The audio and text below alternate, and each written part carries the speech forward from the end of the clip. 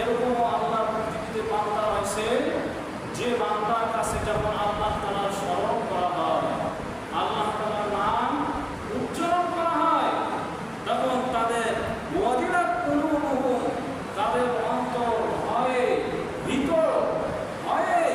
ভীত কম্পন সৃষ্টি হয়ে যায়, তাদের অন্তর ভয়ে কাঁপা শুরু করে দেয়।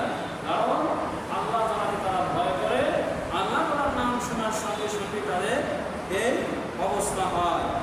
দ্বিতীয় নম্বর সিফত হচ্ছে ওয়াসসাবিরিনা আলা মা আসাবাহুম, ওয়াসসাবিরিনা, আর যারা সবর ইখতিয়ার করে, ধৈর্য ধারণ করে, আলা মা আসাবাহুম, যখন তাদের উপর আল্লাহ তাআলা ইমতিহান স্বরূপ, পরীক্ষা স্বরূপ কোনো মুসিবত পৌঁছে দেয়, যখন আল্লাহ তাআলা কোনো মুসিবত পৌঁছে দেয়, ওই বান্দারা কি করে?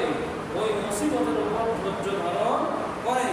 সূরা বাকারায় আল্লাহ তাআলা বলছেন যে ওয়ালা তাকুনু লিমান ইউকতালু ফি সাবিলিল্লাহি আমওয়াত বাল আহইয়াউ ওয়ালাকিন লা তাশকুরুন ওয়ালা নাবলুওয়ান্নাকুম বিশাইইন মিনাল খাউফি ওয়াল জু'i ওয়া নাকসিন মিনাল আমওয়ালি ওয়াল আনফুসি ওয়াস সামারাত ওয়া বাশশিরিস সাবিরিন।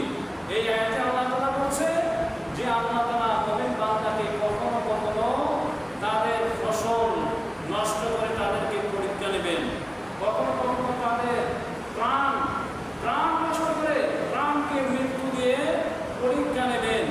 এই পরীক্ষায় যারা, এই ইমতিহানে যারা পাস করবে, সবর ইখতিয়ার করবে, আল্লাহ তাআলা বলে যে ওয়াবাশশিরিস সাবিরিন, হে নবী আপনি ধৈর্যশীল যারা বান্দা